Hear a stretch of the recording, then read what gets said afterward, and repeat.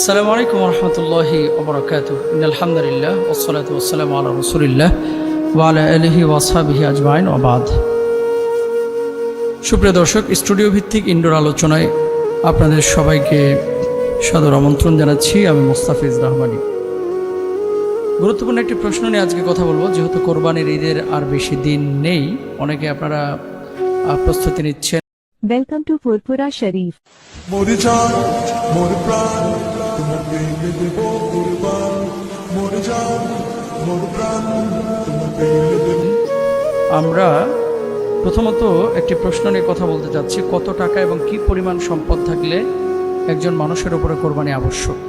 কত টাকা এবং কি পরিমাণ সম্পদ থাকলে? প্রশ্নটি করেছেন কুড়িগ্রাম থেকে ভাই আব্দুল জলিল। খুবই গুরুত্বপূর্ণ বিষয়। কত টাকা এবং কি পরিমাণ সম্পদ যদি থাকে তাহলে তার উপরে কোরবানি আবশ্যক, সেটি জানার আগে আপনাকে জানতে হবে যে কোরবানের বিধানটা কি।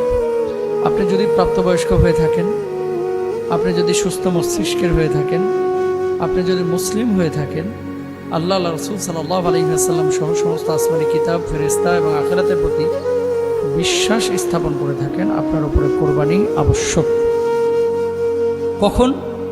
যখন আপনার সামর্থ্য রয়েছে। পারিবারিক যে খরচাদি, ভরণ পোষণ, এই খরচাদির পরে জিলহজ্জের 10, 11, 12 এই 3 দিন যদি নেসাব পরিমাণ সম্পদ আপনার কাছে থাকে।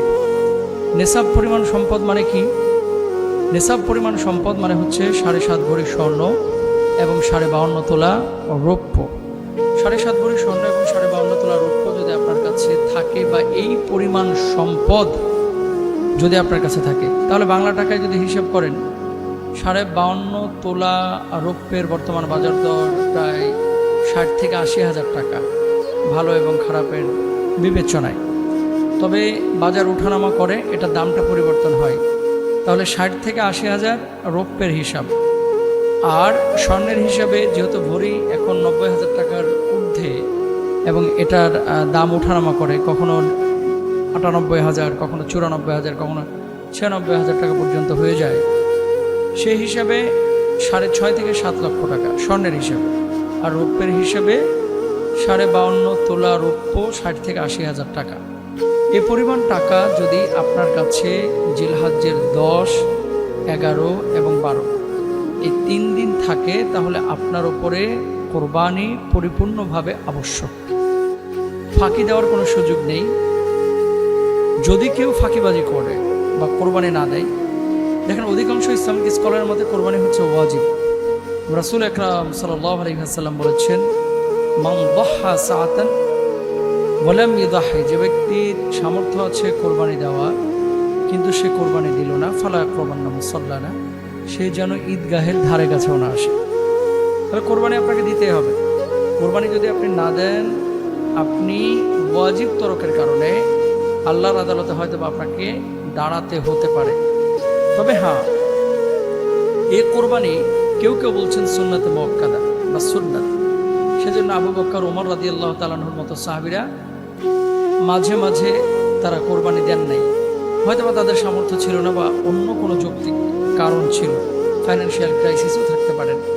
কিন্তু অধিকাংশ স্কলারের মতো এবং হানাফি মাযহাবের রায় অনুসারে কোরবানি হচ্ছে ওয়াজিব।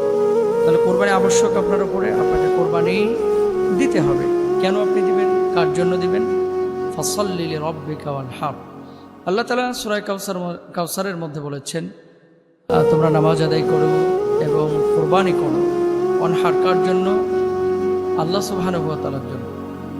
অন্য আয়াতে আল্লাহ তাআলা বলছেন, ইন্না সলাতি ওয়া নুসুকি ওয়া মাহইয়ায়া ওয়া মামাতি লিল্লাহি রাব্বিল আলামিন। নিশ্চয় আমার নামাজ, আমার জীবন, আমার মৃত্যু সব কিছু হচ্ছে আল্লাহ সুবহানাহু ওয়া তাআলার জন্য। আমার কোরবানি তো আল্লাহর জন্য, আপনার আমার হবে কোরবানি, আল্লাহর সন্তুষ্টির জন্য হবে কোরবানি, কোনো মানুষের সন্তুষ্টির জন্য না, বা মানুষকে দেখানোর জন্য না।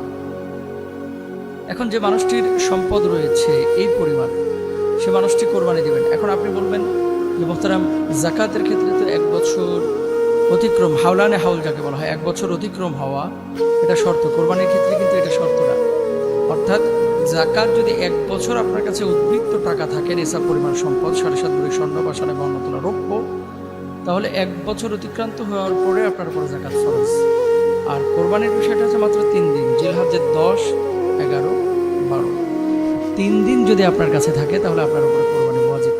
সুতরাং যাদের অর্থ আছে বা অর্থ ওই 3 দিন থাকার সম্ভাবনা আছে, এখনকার এই বর্তমান আধুনিক বিশ্বে অনেকের ব্যাংকে টাকা আছে, অনেকের জমানো টাকা আছে, অবশ্যই আপনারা কোরবানি দিবেন একমাত্র আল্লাহ সুবহানাহু ওয়া তাআলার জন্য, অন্য কোনো উদ্দেশ্যে না। যদি আপনি অন্য কোনো উদ্দেশ্যে কোরবানি করেন তাহলে সেই কোরবানি কিন্তু আল্লাহ সুবহানাহু ওয়া তাআলা কবুল করবেন না। গোশত খাওয়ার জন্য কোরবানি করা যাবে না, মানুষকে দেখানোর জন্য কোরবানি করা যাবে না, শুধুমাত্র আল্লাহর সন্তুষ্টির জন্য আমরা কোরবানি করবো ইনশাআল্লাহ তাআলা। তাহলে রূপের হিসাবে আমরা কি পেলাম? 60 থেকে 80 হাজার টাকা। বাজারে যেহেতু দর ওঠানামা করে সেটা রৌপ্যের হিসেবে, আর স্বর্ণের হিসাবে 6 থেকে একেবারে 8 লক্ষ টাকা। এই পরিমাণ টাকা যদি বর্তমান বাজার দর অনুযায়ী কারো কাছে থাকে, তারপর কোরবানি আবশ্যক।